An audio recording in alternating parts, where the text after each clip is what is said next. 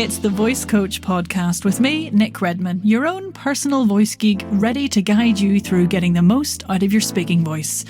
If you use your voice for a living as an actor, podcaster, voice artist, speaker, or presenter, then this is the podcast for you. Let's crack on.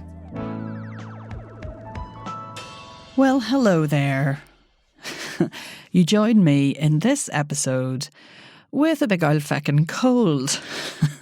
That's right, I left the confines of my home to go on a holiday and mingle with other humans, and I caught all of their germs. So apologies if I pause every now and again for a little bit of a sniffle or a tissue wipe.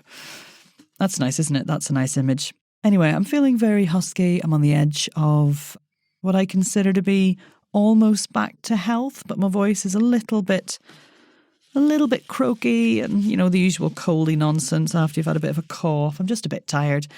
So I figured what a great prompt to do an episode on how to look after your voice during cold and flu season. Can I get a high five?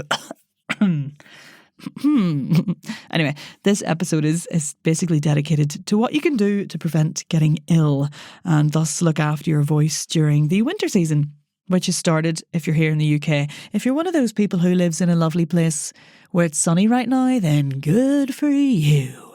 But I hope you can take some of this advice and apply it to your cold season if you have one. If you don't, well, good for you. What's it like? I would spend a fortune in sun cream. I quite like it in the winter over here.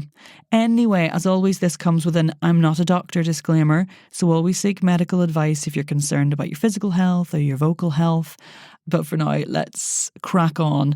Here are my top 5 voice care tips for the winter cold season. That's the theme tune for Top of the Pops. Nice vintage UK reference there for you. Anyway, in at number 1, it's our old friend, hydration. Oh, how we've missed you. Missed you? You were never away, I hope. But this is really just a reminder that you need to stay hydrated. As usual, aim for about 6 to 8 glasses of fluids a day, and if you're struggling to hydrate or you're one of these people who feels like they can never hydrate properly, then check out episode 5 of this podcast. I'll put the link in the show notes because it's all about hydration, the whole episode.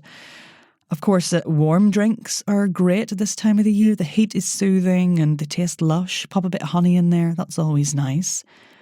Mulled wine? Perhaps. I'll let you decide on that, depending on the day, the time, and your mood. And of course, remember, as well as systemic hydration via those fluids that you take in, get yourself on the old nebulizer with some isotonic saline solution. I'm puffing away on my vocal mist. Let's see if you can hear the sound effect. Ah, yes.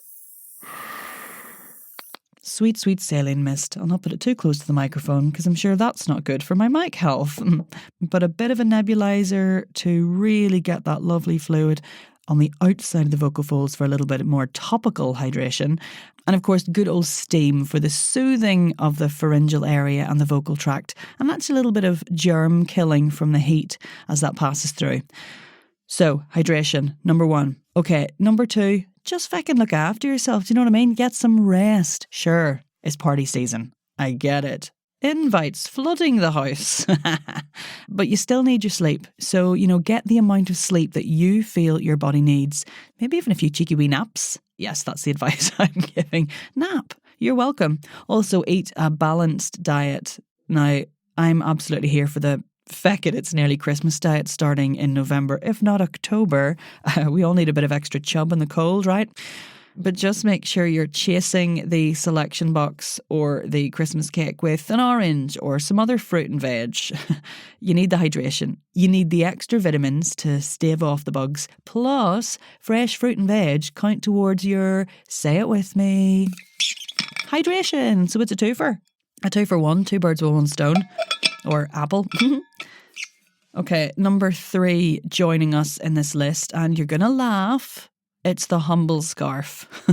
Yes, that's right. Keep your throat warm. I'm not joking. And not just your throat, like your whole self. Please dress appropriately. I think I'm probably talking to my younger audience right now, because if you're anything like me or mid-30s upwards, you probably love dressing appropriately and being nice and snuggly and warm. It's those kids that don't wear enough layers. But get yourself cozy.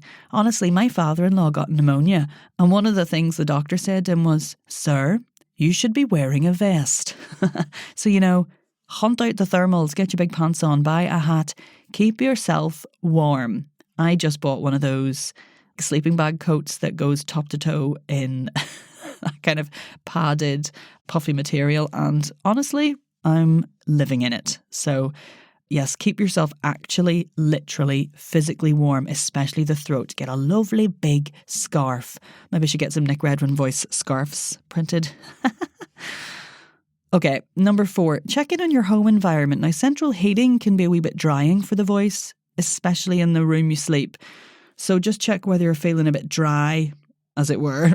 In the morning, do you feel croaky or a bit more dehydrated than you do in the daytime? I know in the US, they're big into humidifiers as like a gadget you can have in a room to add a wee bit more moisture into the space.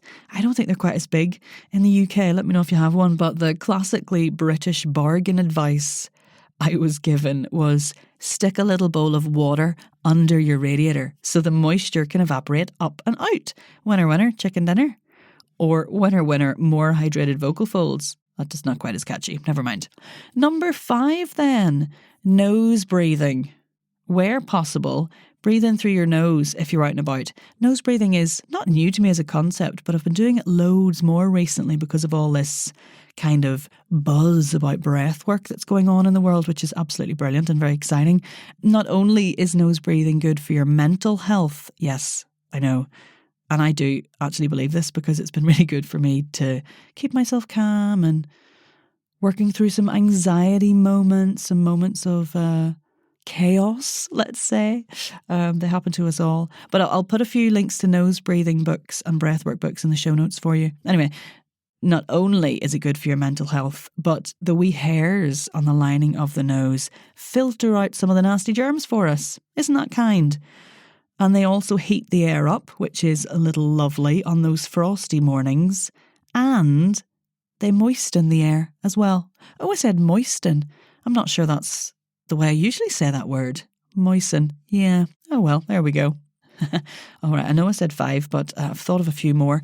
So in at number 6, sneaking in, check in on your warm-up routine. You might want to just make sure your usual warm-up's getting you where you need it to now the weather's cooler.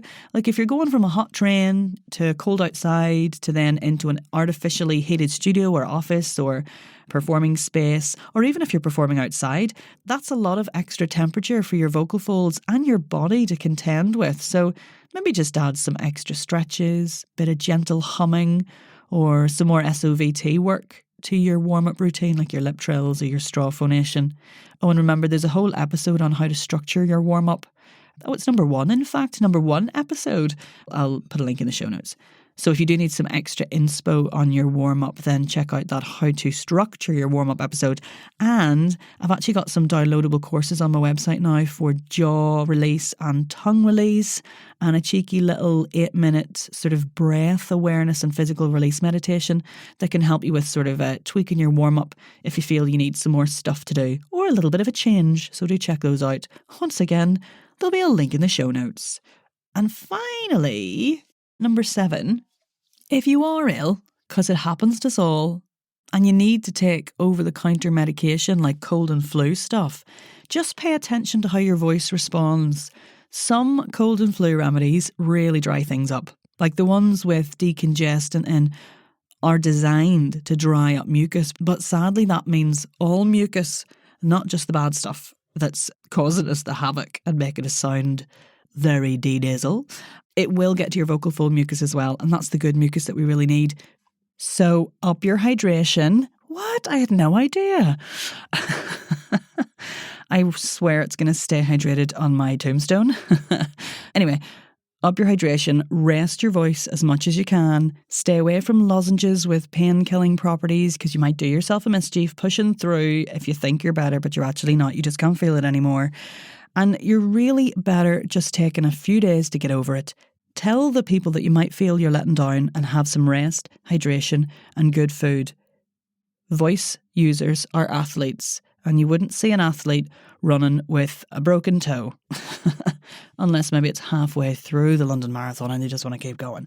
Anyway, there we go. In summary, my 5 with a couple of extra bonus top tips for keeping you healthy during cold season. Stay hydrated, eat some fruit, maybe a few vegetables, get some sleep, wear a big fat scarf, nose breathe, moisturise your environment, the environment around you, check your warm-up, and if necessary, take the recovery time that you need. All right, if anyone needs me, I'll be lying down and puffing on my nebulizer. Oh, you know what would make my congested face really happy? If you took the time to review this podcast, if you haven't already. Sure, what else are you doing? Pop into Apple or Spotify or wherever you're listening and give it a few stars, like 5 or whatever, I don't know, and help me pass this valuable advice to as many voices as possible, because, you know, we all get colds and we all need this help with our voices. Right, that's it. Till next time, lovely voice pal. Right, where's the tea? Thanks for listening to the Voice Coach podcast. For even more tips, tricks, exercises and general crack, head over to our Facebook community, The Voice and Accent Hub. Thanks again.